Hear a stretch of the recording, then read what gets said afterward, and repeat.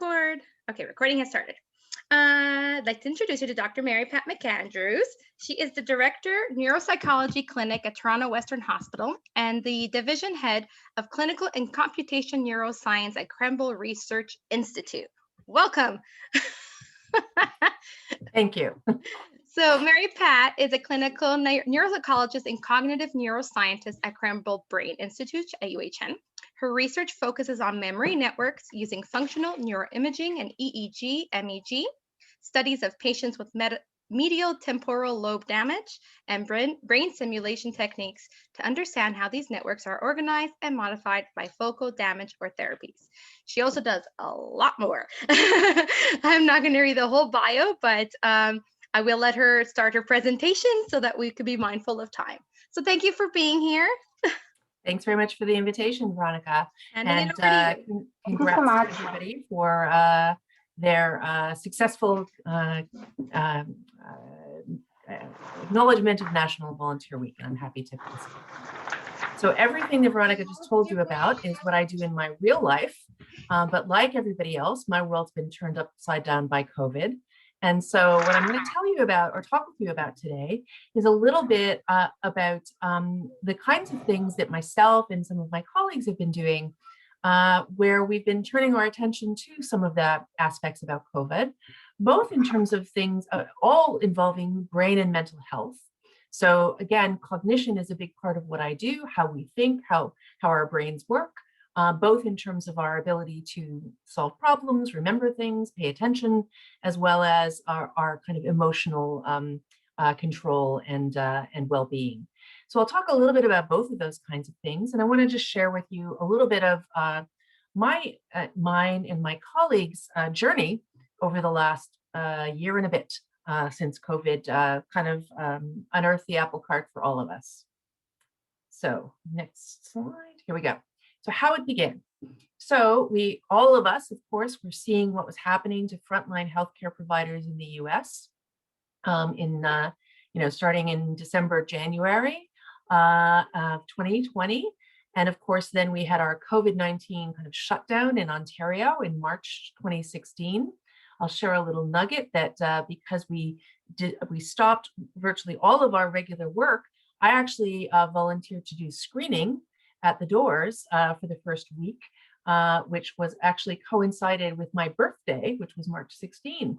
And I remember thinking, well, I guess I'll be doing this for a week or two, ... And here we are, over a year later. So, but we also, using some of our other talents, quickly assembled a team of people.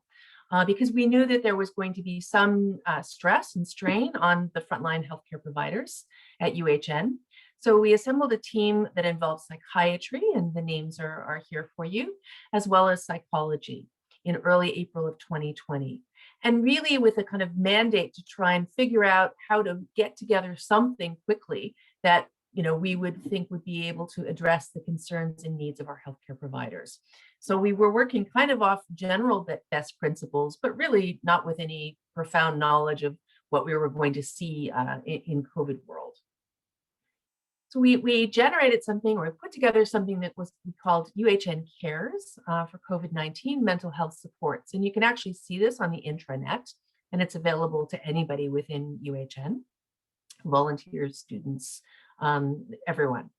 So we did two different kinds of things. One was to set up a self-directed referral system so that people who felt that they needed some individual one-to-one kind of counseling, or maybe even medication adjustment, but really around issues that were arising out of COVID, either a kind of de novo situation of stress, of anxiety, of depression, of burnout, of whatever that just came on, or an exacerbation of underlying symptoms. So we arranged some psychologists and some psychiatrists to be able to take these one-to-one calls.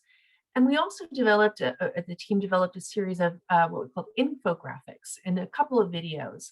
And we meant these really to be kind of brief, digestible tips that anyone can use, because we recognize that many people may not either desire or have the time for engaging in some kind of more formal therapy, but they just want some kind of best practices or guidance or something to help me get through the day. And by the way, my day is only 3 minutes that I've got available to work on my own mental health. And we also ended up making a more generic version of these available for anybody in the outside community that was now made available on the external UHN website. And I have to say, we've also distributed some of them more broadly within kind of international community because there was some interest in them. So I just wanted to share a couple of them with you if you haven't been able to go onto the website. The very first one that we generated was this kind of just tips for managing stress, with very straightforward kinds of guidance or ideas about how to do things like, hey, limit your news and social media, because we were all rapidly consuming a lot of it, and it was just increasing our anxiety by leaps and bounds, because in fact, nobody knew what was happening very early on. Things, the everyday kinds of things like sleep and nutrition and physical activity, connecting up with people, and the idea of taking breaks, being kind to yourself and others, make room, make space for kind of gratitude and generosity, because we all are going to need that even more than we do in our regular daily life. So this kind of more kind of just general tips sheet was up there.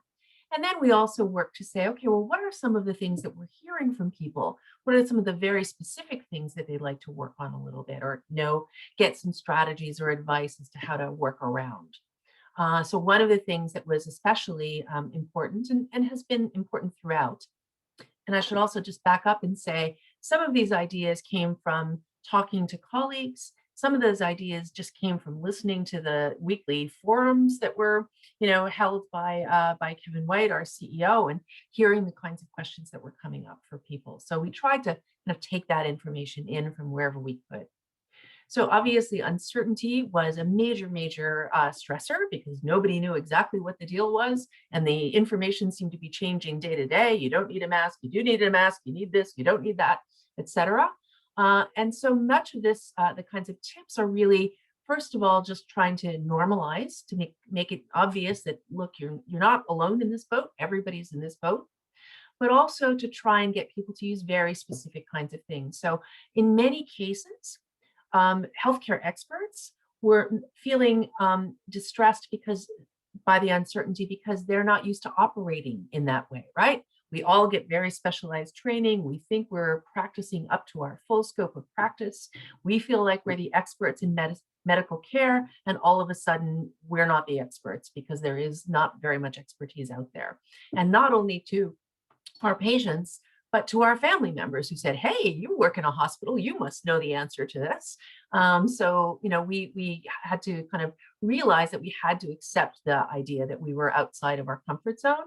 And again, to give people the ideas and tips of saying, look, you already know that you're resilient. You know that you've kind of lived through a number of different kinds of things and a different number of different challenges. In fact, some of us actually were on the front lines back in the time of SARS. So we could kind of reflect back on that experience. So we've been through different difficult times of uncertainty. And so even just acknowledging that, using, kind of verbalizing it in ways that you can make it specific and clear to yourself. So it's not just some kind of general angst, but say, this is exactly the kind of information I need to know. Where can I go and get it? And again, to kind of give yourself the space for both acknowledging your resilience and the fact that you're going to need to reach out probably more than you're used to in your everyday world, where you're the kind of expert on the ground. Another thing that was certainly not specific to healthcare workers, but definitely healthcare workers as everyone else, dealing with this idea of loneliness and isolation, right? Everybody's life was turned on their heads because people were not, seeing the grandparents or, having the kinds of interactions with your best friend. As many of my colleagues said, where's the patios we can go and sit on and have a coffee or a glass of wine? And so dealing with that kind of loneliness, which was even true within the hospital setting, because remember, we weren't supposed to be aggregating with other people, right? We weren't supposed to be taking, sharing snacks and food and stuff like that. We were keeping our distance even within the hospital. So that was a situation, and especially for people within the hospital setting who are now being told more and more, work from home if you can work from home. Like if it's possible for you to do that. And again, now you're outside of your team, you're really doing things in a very different way. So really trying to kind of give people some tips about how to kind of get through this isolation, how to make it uh, productive for yourself in terms of, okay, don't just sit and stare at the walls, try and, do something that you wouldn't normally have done. I know a lot of people who've taken up baking and bought, mix masters, et cetera, in order to do that. But also a lot of people, figuring out how to give back in some way. So knowing that there's somebody else who might even be more isolated, some of our friends who were living on their own and didn't at least have one other person in the house to be able to talk to. So even giving back to them kind of allows you to break out of that isolation. So these are the kinds of things that we try to develop for people to be able to use. And I just want to give you a little bit of information about, okay, what happened with some of this that is still available out there. And I'm just focusing here. We did a kind of look back in January just to see what the kind of uptake had been. By that point, there had been about 80 people who had done the one-on-one counseling with us, and about 2,200 or so that at least we know clicked through on the self-directed resources. So that's not a huge amount. There's about 16,000 people at UHN, given how far and wide we're spread. And if you consider all the students and the trainees and et cetera, but nonetheless, at least some, there was some uptake of that information. And importantly, we also did some, especially on the psychiatry team, they did some exit interviews with people who had been through the counseling to try and just get a better sense as, how was this helpful for you? What was helpful? What ways did it actually meet your needs, basically? And I've just displayed for you some of the kinds of comments, direct quotes of people that came back. Obviously, things like, I thought I was handling it, and then all of a sudden I realized I wasn't. I always wanted to be there to help protect everybody else. And the realization you need to do it for yourself is sometimes hard. And this program made it a little bit easier for them. And also the idea that they had tools that they could use in the future for obstacles they might face. So again, the point of it was really to help people find their own kind of core resilience and build the strategies and tools that they need, recognizing that unlike my initial thoughts when I was at the screening booth on my birthday, that this wasn't going to be a couple weeks phenomenon, it was actually going to be with us for quite some time. And I think even at this point in January, we had been through 2 waves at that point, and we're looking down the barrel of the gun at the third and recognizing that, we're going to need to keep this resilience up for quite some time. So in addition, because all of us are also researchers, we also wanted to get a kind of snapshot of how we were doing and apply some more strict kind of research methodology to that. And part of the reason for that, and so one of the things we did was to do a survey. And this actually was open from mid-June to mid-July, and it was open to anybody at UHN. So anybody who was anyway affiliated, could have been a volunteer, a student, a researcher, an admin person, security staff, et cetera, the whole gamut. But we particularly wanted to know some of the kinds of issues individuals were facing, what might be in terms of mental health, so things like anxiety and depression. We wanted to know something about demographics, like their age, the number of people they had in their home, concerns about loss of income in the home, the things that might actually be drivers or promoters of mental health distress. Not that we could necessarily do things about them, but we might be able to target our therapies towards that. We wanted to know about occupation and work setting within UHN. Does that make a difference where you're actually working in terms of the kinds of mental health issues that you're facing? Obviously, something like, do you know for sure, or do you suspect you might have been exposed to COVID-19? Because we thought, well, that might be an important driver. And then finally, we also wanted to know who is actually using either the resources I've told you about at UHN Cares or any other kinds of services, either things that happened within UHN. I think you guys had a talk about the wellness program earlier on in your series here. So they were also doing a number of different kinds of activities. There were a number of other kinds of things that were happening on the unit wards, but also other services or other techniques that you use. So are you already seeing a counselor in the real world outside of UHN? Or do you, in fact, you do yoga, and that's actually what you find has always been your bulwark against kind of the stresses of daily life. And we recently have published the results of that in this paper that I've put up here for you. I just want to give you a couple of the highlights of that, again, just because they're learning opportunities for us. So in this survey, we did find, we used very brief screening instruments, I have to say. So we're not trying to diagnose something like a major depression or a major anxiety disorder. So we're not looking for that level of certainty. We're really just looking for kind of key symptoms of anxiety or depression on very simple screening instruments. And we did find that across the board, across our 1,200 or so individuals, there were some moderate levels of anxiety and depression on these screening tests. By moderate, I meant they certainly didn't rise to the level of what one might consider for the group overall in terms of kind of clinical significance, ring the fire alarm, my gosh, the entire staff is falling apart here. But we did want to say, well, what are some of the promoters of that? What are the factors that seem to be most related to increasing levels of distress there? And what are the protective factors? What are the things that allow that level of distress to be minimized? And so the promoters were things like, not at all surprising to any of us, were loss of income in the home, the expectation of COVID-19 exposure, and redeployment.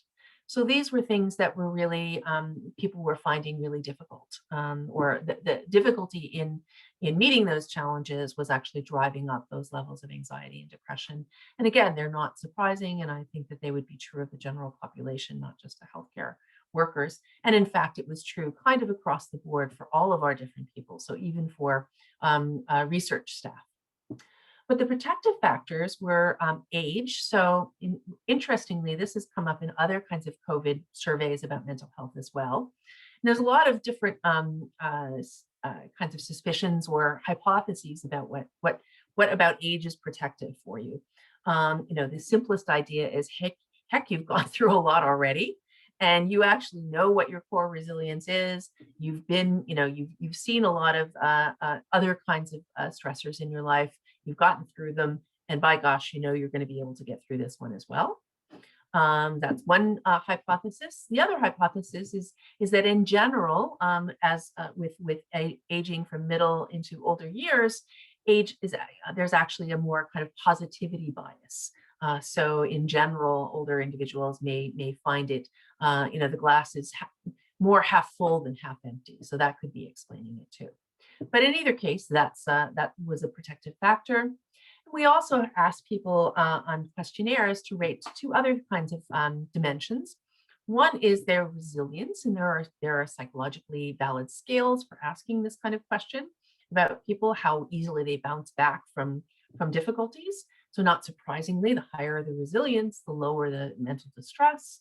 And interestingly, another factor was something that's called sense of purpose, which basically talks about, does your work actually give you, at this point in time, a higher sense of purpose in terms of what you're doing in the current situation. And so for people who really felt like, okay, I have really got to step up to meet the challenges that I'm now seeing in COVID, the patients are needing me more, there's a more difficult situation, not only in my work life, but probably in my home life as well. And the more you internalize that and felt that that was really true of you, the more you were able to kind of combat that distress. So those are two factors that gave us a little bit of a clue going more forward in terms of, and we haven't completed this yet, but thinking about, all right, if there are other kinds of ways of either direct therapy or information sessions or infographics or videos or something else where we could kind of key into these things, because resilience is a trait of you, but it's not, we don't think it's not a modifiable trait. You can build resilience. It's not that you're born resilient or not resilient. And sense of purpose is also something that presumably we can work with, or one can work with. So those are some clues that have kind of given us ideas about where to head next with this. One last kind of nugget that we weren't quite expecting, which is interesting. When we looked at individuals who talked about the work that they did as being in either administrative or support roles. And so unfortunately, we didn't really have an ability to pull those apart because of the numbers. So administrative support roles could be everything from the person, the secretary, to the department chief, to the porter, basically, or the security guard, et cetera. So unfortunately, we don't have fine-grained analysis. But we found two interesting things about that. In that group in particular, expressed both higher anxiety, but also a greater impact of sense of purpose. Now that's kind of an interesting phenomenon because we kind of can interpret that as higher anxiety because, in some senses, a nurse is used to working with ill patients with breathing issues, et cetera, respiratory therapists, the acuity may be greater. The number of people coming through is greater, but you kind of know your role and you know what you're doing. Whereas the admin or support, their roles may have changed quite dramatically, right? They might either be redeployed or they're asked to take on different kinds of jobs. The admin within the doctor's office might be fielding all these calls from patients saying, why is my really important, cardiac test canceled? Because I'm just, this COVID can't delay that. This is just as important. So the anxiety or the stress is going outside of, again, your comfort zone, right? But also the fact those who were able to step up and feel like, oh, this is actually, even though I'm anxious, this is giving me a greater sense of how important my job is. My job isn't just a ho-hum, I schedule patient appointments. I'm actually helping to kind of talk this individual off the ledge of feeling like their heart is going to explode if they don't get their, catheterization tomorrow. So there's an interesting way in which that sense of purpose actually, made a big difference. And the last little nugget I'll say before leaving this is just to say we also found that in fact there wasn't a great deal of uptake, as I said, in terms of all of our respondents. What kinds of things were they actually using? Did they use any of our resources? And in fact, relatively few were using UHN Health's or CARES, a little bit more for wellness, more of them using external, and many of them, almost half of them saying, actually, we don't need anything extra. And the reason for not using those resources often had to do with I'm really busy.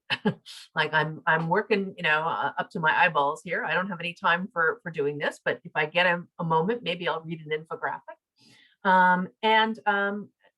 Or they were unaware that they were even available to them, despite being, told through numbers of channels. And happily, almost 30% of them actually found that they had a good enough external resources through whatever means that they coped with every other day life stresses. They were helping them here as well. So I think that's pretty good. That a third of us actually have good bulwarks out there in our daily lives. Okay, so for the rest of this, I'd really like to talk a little bit about now turning the lens from what can we do for our staff to what can we do for our patients. And I think this is, although I'm talking about it as what can we do for our patients in terms of the program I'm going to be telling you about, it's also something that we you can use, I can use, etc. So the idea behind this is to say that we actually understand that there are a number of individuals who've experienced COVID, who after that acute crisis is over, or in fact wasn't a crisis, they had a mild degree of symptoms, they were able to stay at home, but they have prolonged symptoms after that. So in fact, anything after 3 months is now being called long COVID or post-acute COVID symptomatology. And people were coming to their doctors and saying, I've got these either cognitive problems or mental health issues. I don't know what to do about it. The doctor saying, I don't know what to do about it. And so what we tried to do is to model what was already running by some of my psychology colleagues here, Robin Green, Leslie Rattan, Narendra Koella, and Leslie Ann Musel. They had a tele-rehab series for concussion. This is a remote group-based kind of activity where you join this group that runs for X number of sessions. They go through a number of educational pieces as well as building strategies to help with whatever's happening. And so we thought, well, let's try and see if we can, port this over into COVID, because some of the symptoms are kind of similar, right? These kind of vague complaints of fatigue, mental fatigue, loss of sharpness, kind of brain fog, it's often called, as well as feelings of depression, etc. So maybe we can do something similar. And so we started our first group, and we've also now starting a research program around it. So just in case you weren't aware of this, about 36% of people with COVID infection do develop neurological symptoms in the acute phase, right? So about a quarter of these are attributed to direct involvement of the CNS. That is, they have a stroke, a bleed in the head, or they may have an infection or encephalitis, etc. And some of them have symptoms that indicate a neurological problem without necessarily showing something on an MRI scan, for example, things like dizziness or loss of smell or taste, or severe headaches. So this is relatively common in the acute period.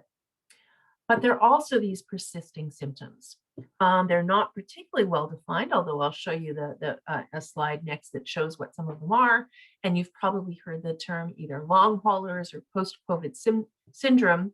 I was actually on a kind of conference with the Ontario government, Queen's Park, and there was quite a bit of concern about this, but not a lot of, and this was 4 months ago or so, and virtually nobody had any idea what to do about it other than we should study this because we don't really know what's going on. So there's very heterogeneous symptoms, and importantly, even with mild illness, this can be present. So I've highlighted here in red the kinds of symptoms that are being reported that have a neurological flavor to them. So loss of taste or smell, or alterations there, headaches, cognitive difficulties, weakness, joint, limb pain, depression, and mental health conditions, along with some other physical signs as well. So these are, again, persisting after 3 months. Nobody knows why some people's recovery is prolonged. There are a number of different kinds of hypotheses out there. Maybe there's really persistent kind of virus in you having its effects because you didn't mount a good enough antibody response. Maybe you're more prone to relapse or reinfection.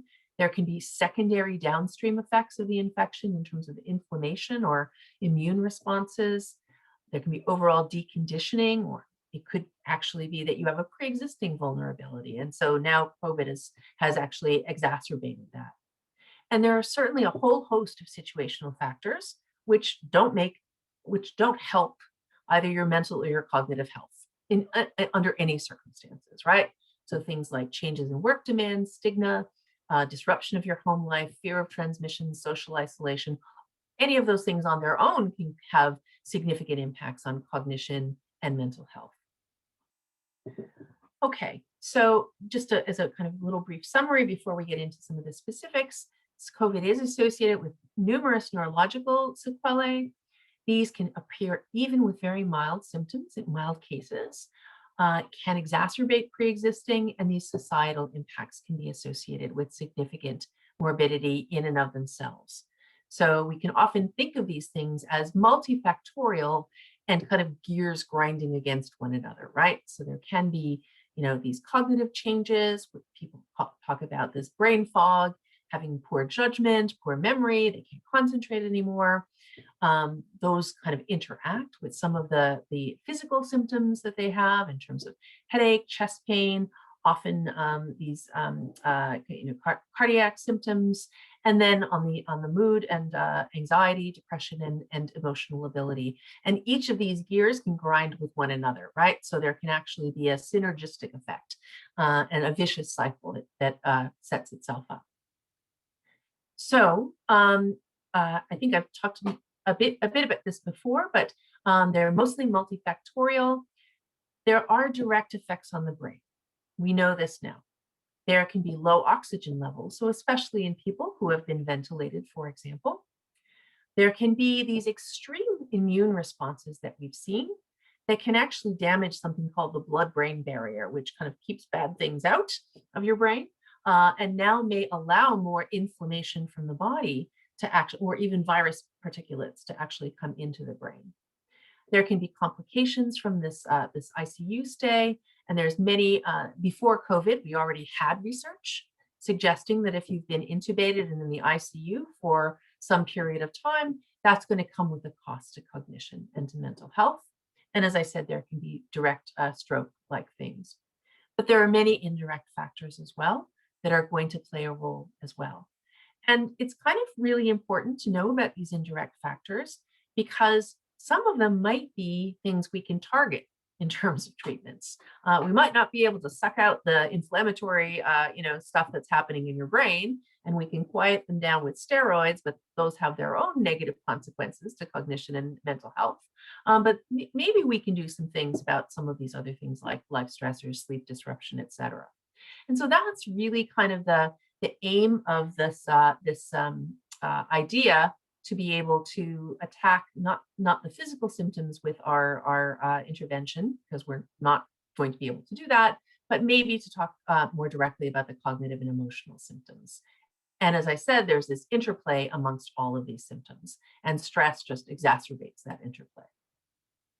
Okay, so we in strategies for managing these cognitive symptoms, we try and so this program that we're doing that we've started, and we're hoping we've just submitted a CIHR application so that we can build it out and make it better and make it available to more people, is, as I said, based on a little bit on the information that we got from the program that was already running for concussion.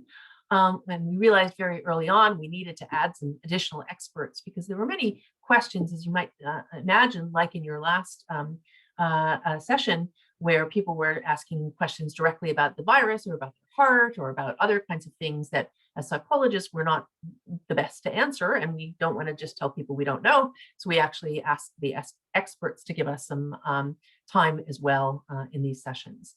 But when we say, okay, how do we manage some of these cognitive symptoms? So you have brain fog or you have a loss of concentration, et cetera. What are some things that we can do first? Well, first we can check some of the basics. So we can say, okay, how about, are you sleeping? Are you actually, or are you getting up 5 times in the middle of the night? Or are you ruminating? Or are you, on your phone all the time reading COVID related information? So maybe that's something that we could intervene with. Let's look at pain, because these kinds of things, when you're in pain, obviously your cognition is not going to be at the top of the ladder. And let's look at stress, anxiety, and manage some of those accordingly. And diet and nutrition also plays a very important role. Believe me, eating cheesies is not the best way of ensuring your mental health or your physical health. Well, okay. One of the real kind of critical things that we found is COVID, these post-COVID symptoms have a lot of fatigue, have a lot of, some of them come with a lot of fatigue, a lot of concerns about exercise being harmful to you, a lot of deconditioning. Say one, of the persons that was in our first group actually basically said they were confining themselves to one isolated part of their home. Because they just couldn't face the idea of going downstairs. So, lying in bed all day long or, keeping yourself in this state is definitely going to cause physical deconditioning, but there's also kind of cognitive and psychological deconditioning as well. This is very common, as I said, with all kinds of chronic diseases. So we know this can affect all systems of the body, including the brain. So really the idea is to do a little bit of daily or mild exercise or activity and add this, gradually. The goal is to increase your tolerance without making your symptoms go through the roof, and basically to find a balance. It is absolutely clear that staying on the couch is really going to be not just helpful, it's actually going to be harmful. There's this idea of negative plasticity, where you're not growing things, you're actually diminishing them. You're not staying at a steady level, you're actually making things worse. In addition to this idea of physical conditioning, we know that from long series of studies that in terms of the brain, we talk often about this idea of neuroplasticity, kind of building new connections in your brain, keeping your brain as healthy as possible. And there's a lot of research on this just in basic aging, showing that this kind of environmental enrichment actually promotes this neuroplasticity, makes your brain less vulnerable to insult and more agile, more capable, and actually can stave off things like Alzheimer's disease for some period of time. So cognitive, mentally effortful activity, learn something new, do thinking activities to change them up often. I did try to work with Duolingo, a little bit of French, which was not particularly brilliant, but I probably didn't give it the real, effort that I should have. But at any rate, doing something new to give yourself a challenge is actually really helpful towards building that cognitive plasticity.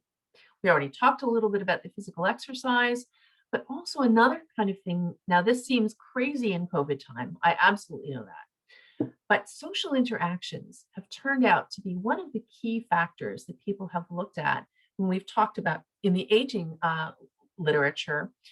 We've become very interested in what we call superagers, right? So these are people who, if you look at them in terms of their performance on testing, you look at them in brain scans and a whole bunch of other ways, an 85-year-old looks better than a 65-year-old, right? So what is it about them? Is it just good genes? Is it good diet, etc.?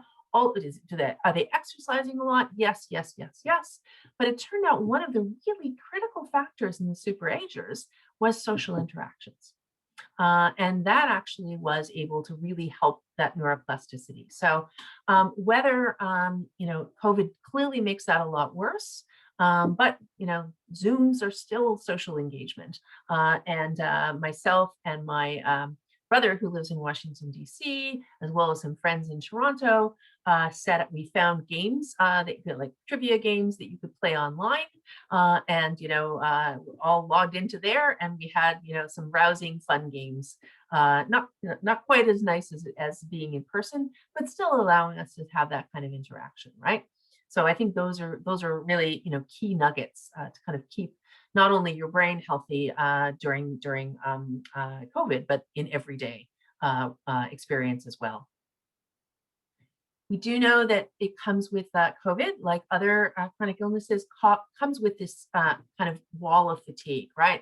So years ago, when I was working with individuals with hepatitis C and HIV, I would have somebody who was a bank manager who would say, I'm just as good as I ever was until 1:30 in the afternoon. And then I hit a wall and I can't tell you my own name at that point in time. So, this kind of crushing feeling of fatigue, that everything takes more energy and there's less energy to spare. So one of the kinds of techniques that we talk a lot about is this energy conservation, and really walking people through the ways that you can kind of, identify what kinds of things need to be done, how much energy that takes, how to pace yourself and manage your energy, both mentally as well as physically. And that allows people to be able to feel successful because you're actually getting through the things that you need to get through. And you feel great about that, even if it's taking longer than what it might have taken before. And just to kind of go through that, we talk about these 4 P's of energy conservation. So we'll go through each of the P's in order here. So prioritize. These are, and I should say, you don't need a PhD to have figured this out, but or to take up with them. They're really very straightforward principles, but this is just a way of systematizing them and thinking about them so that you can actually have a plan to go about doing things. So prioritize what is absolutely important. And you probably do this in your own life on a regular basis, but it's going to be even more important if you need to enact energy conservation. Plan. So when and how are you going to do these kinds of things? Because otherwise you're going to be kind of getting pulled in different ways, as opposed to saying, okay, well, maybe I know that I hit this wall at 1:30, so that is absolutely the time I'm going to take my rest break. because I'm not going to be good for anything. And if I schedule a meeting in that period of time, I'm going to be totally at my worst, etc. So really, generating a plan, doing it in a much more intentional way than maybe you had done before, because you were just used to juggling 15 things at one time, and now it's going to take really that very intentional stance. And just to make sure that you know that things that are restful are things that don't make your symptoms worse, right? So, rest doesn't mean signing on to Facebook and looking over it for the next 3 hours and getting your dander up because somebody's posting kind of crazy stuff. Maybe just doing a little bit of meditation would work, or listening to the music restful music you like. Pacing. How are you going to do it? How are you going to consider things like breaking a big task down into smaller stages and spreading those stages out throughout the day? And that's really kind of the key of pacing, to not feel like, okay, this, I've planned for this activity to get done by 5 o'clock. That means I shouldn't be starting it at 4, even though I know it's a 1 hour thing. That normally I can do this in 1 hour. Maybe I should actually say from 10 to 11. I'll work on this, and then I'll take a break, and then I'll work, etc. So again, that comes part of that intentionality. And then position is the fourth one. And that has 2 different kinds of kind of dimensions. One is the environment, like doing it in a busy kind of room where you know that you're going to be distracted by other things. And so it's going to make that task take that much longer because you have to deal with the distractions, but also your body position. I cannot tell you how many of my friends have come down with Zoom neck, which basically means from sitting at a computer screen for 8 hours a day in one particular position, kind of frozen, they find now having to run off to the chiropractor because, this is just never something they've had to deal with before. So you have to consider that key as well. So that kind of tip is, these, as I said, not rocket science, kind of keeping active, getting a good night's sleep, paying attention to your mood and stress levels, listening to your body. These are all things that would pay dividends at any point in time, but are really important when you are feeling that strain from either having COVID or the stress of having to deal with COVID. So I'm going to talk in the last few minutes about some managing. So that's largely around managing your cognition, right? I have brain fog. I can't, work my way out of a paper bag.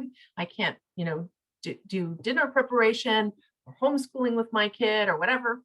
So those are some tips for being able to help manage those kinds of thinking abilities. But how about your emotional symptoms? Okay, my mood is all over the place. One minute I'm fine, and the next minute I'm screaming, or I just feel so down and so low. I don't want to talk to anybody. The stuff that used to bring me pleasure, I no longer can do, etc. So what are some of these kinds of things? And so we'll talk about a few of them in a bit more detail, but obviously self-care, planning activities, making sure that you put in things that are going to nourish the soul, along with things that and trying to avoid or at least minimize the disruption of things are going to deplete some of that. Stress management, we'll talk about mindfulness a little bit, dealing with uncertainty and coping plans, as we've talked about, because uncertainty is one of the kind of hallmarks of our COVID. I mean, every day I'm like, where are we at now? What do you mean? It was 28 days for the vaccine. Now it's 35. Now it's 4 months. How can we don't know anything, et cetera, et cetera. And then finally, self-compassion. So treating yourself well. Okay, and this is the same little diagram I showed you before, that there's this interaction of physical, cognitive, and emotional symptoms.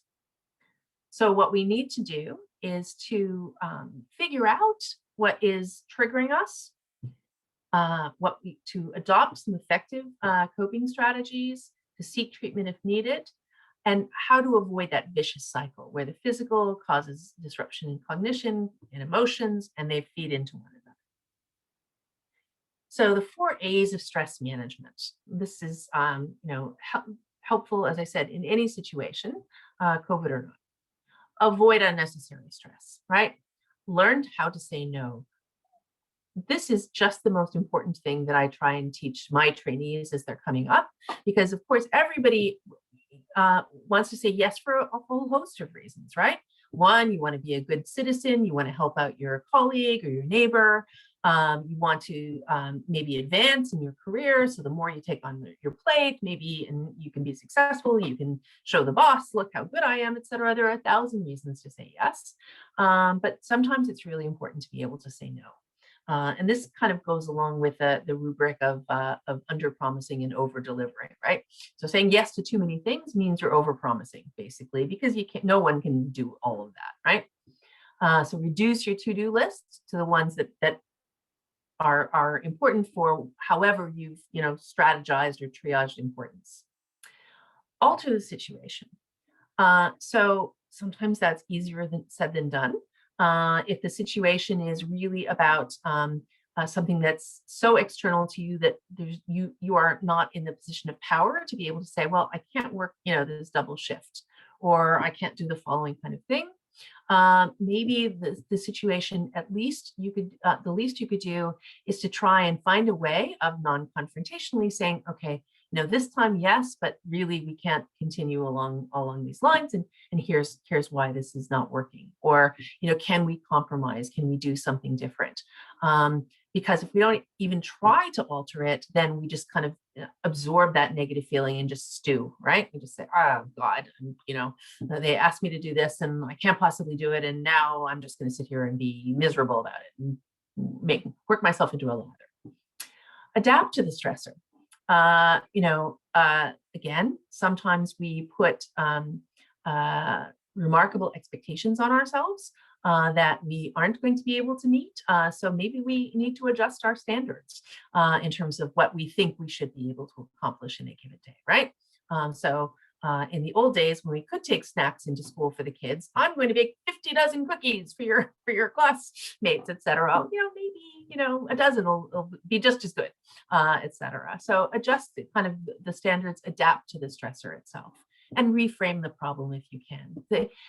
Even if it's something, they've given me this task that seems so difficult to do.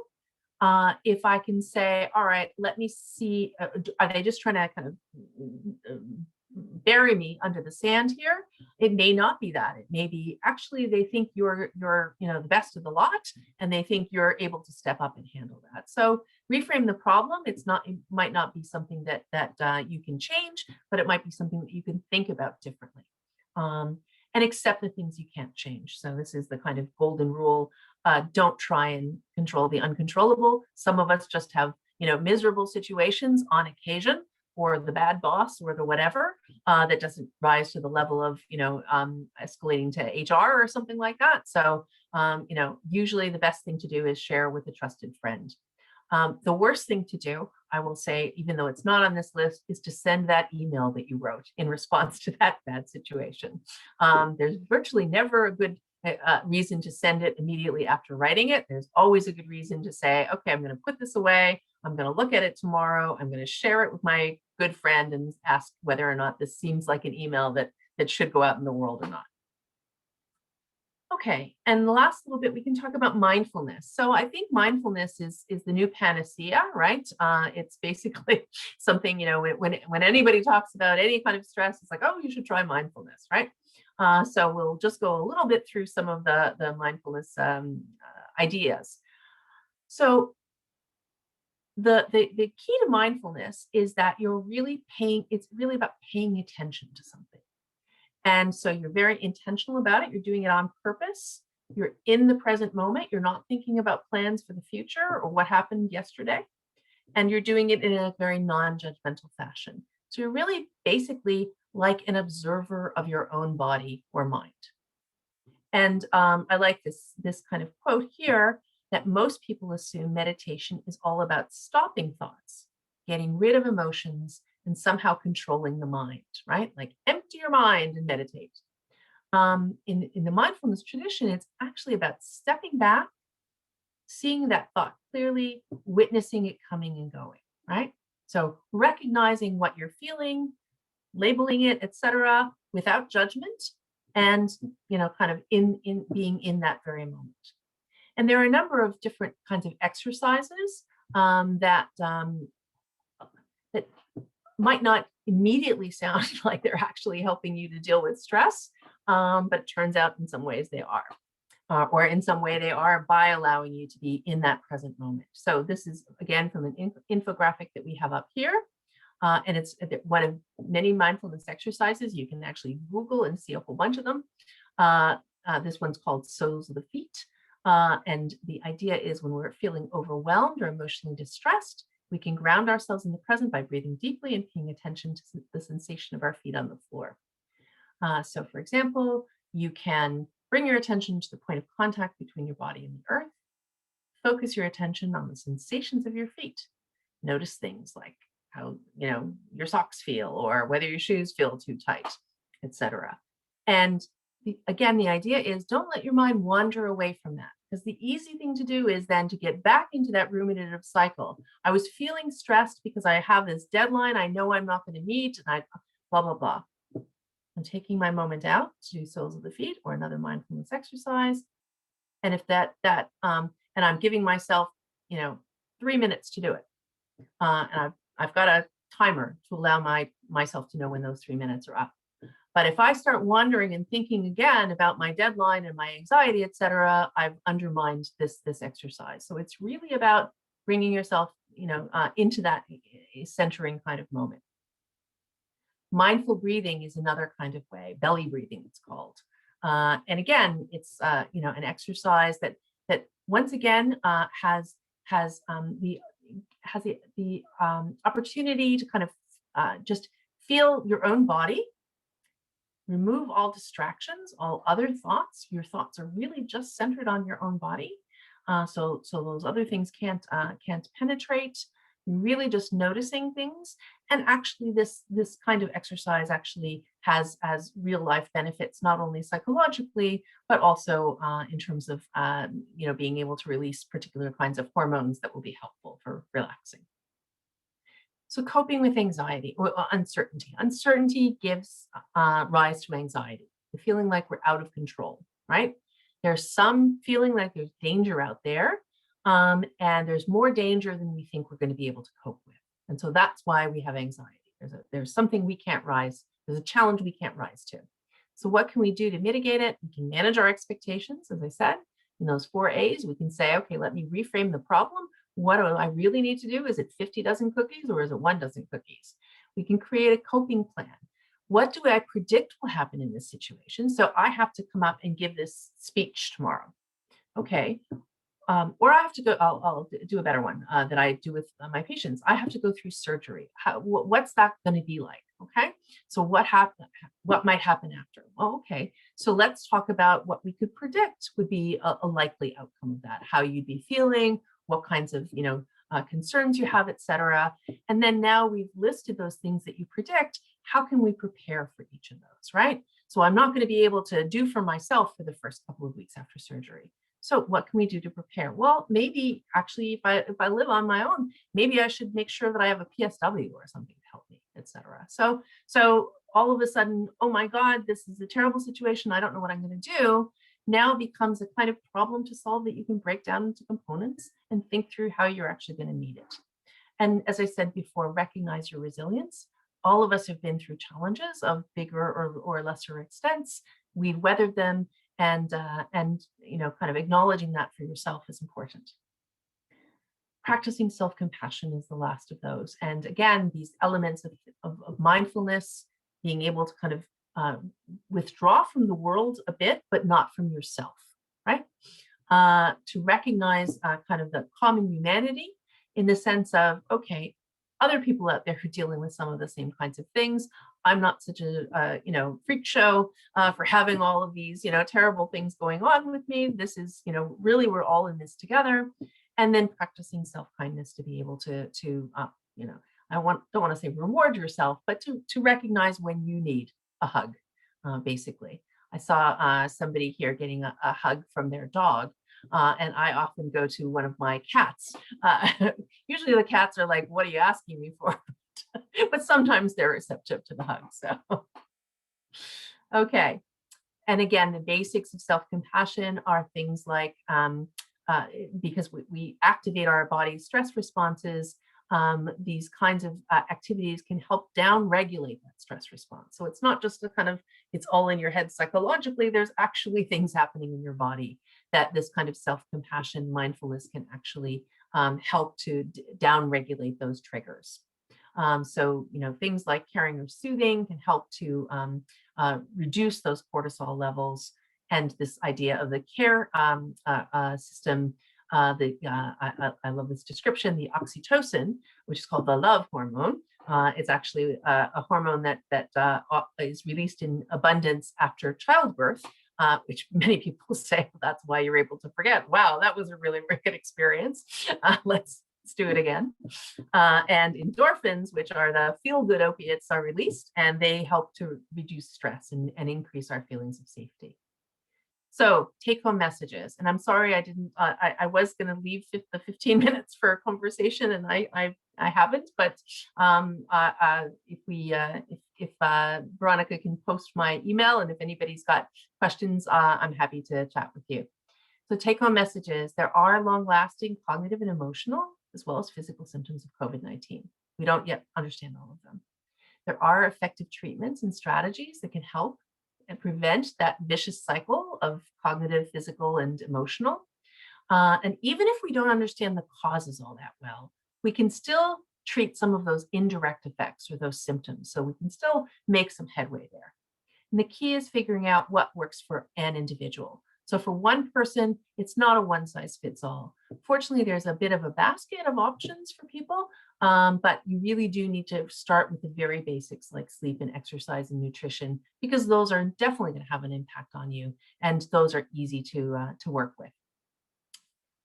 Okay, and I've also listed here a number of different resources that people can look into for a variety of different kinds of situations for stress management, mindfulness, etc. Okay, so again, I very much apologize if there's a couple of quick questions. I'm happy to take them. Would you be able to email me those resources and I will send them out to them? Yes, I can, for sure. That'd be wonderful. I just wanted to say that I just recently read a quote that really resonated with me, and it was the people that are the busiest are often the ones who procrastinate the most. And this really resonated with me because over COVID, I have developed such a bad anxiety. And I didn't even realize it until it got to the point where, I was crying every day. I couldn't cook my dinner. I couldn't take care of my son properly. And I think that our biggest takeaway with this presentation is to recognize the importance of mental health and to recognize when you need the help and to go out and find it, right? I tried cognitive behavior therapy, helplines, and journaling.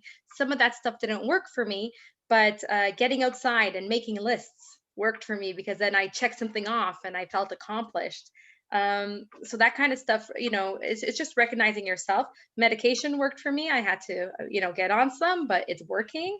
And I think finding your triggers and trying to nip those in the butt before they become full blown is Right. huge. Because Right. ever since my son was diagnosed with autism, and I've been doing a lot of, I have a great appreciation now for anything that's, neuro and neuropsychology and neurodiversity. And I've been learning so much. And that's one of the biggest things they teach in ABA therapy, which is a behavior therapy, is to find your triggers and try to lock those in before they become full blown meltdowns. Yep, exactly.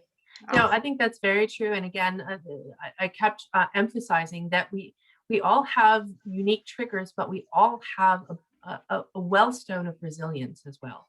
yes. Each and every person here and in UHN and in the world has been through some stressful situation and some loss and some time when we've screwed up as opposed to the world screwed up on us, etc. And we've so far we've gotten out on the other side. So that actually has built. Sometimes people talk about it as building calluses, but I actually think that's a kind of negative framing of it, because a callus is kind of sealing off a wound, as opposed to, again, kind of celebrating the fact that look at the strength that you have.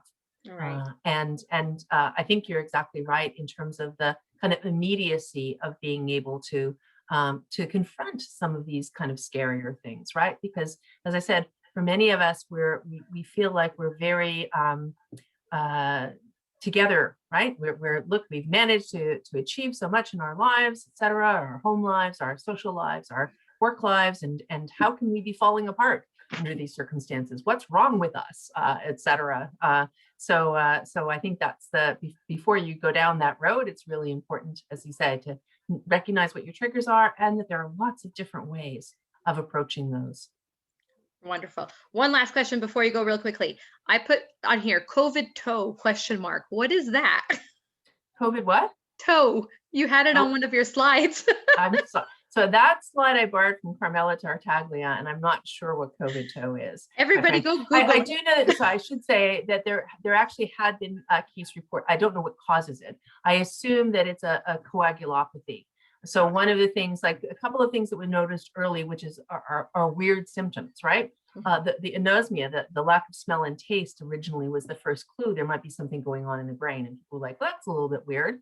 And then some other people had, because everybody thought you're just going to show up with a lung disease. That's what you should be showing up with, right? COVID is a lung disease. So everything else is like, what?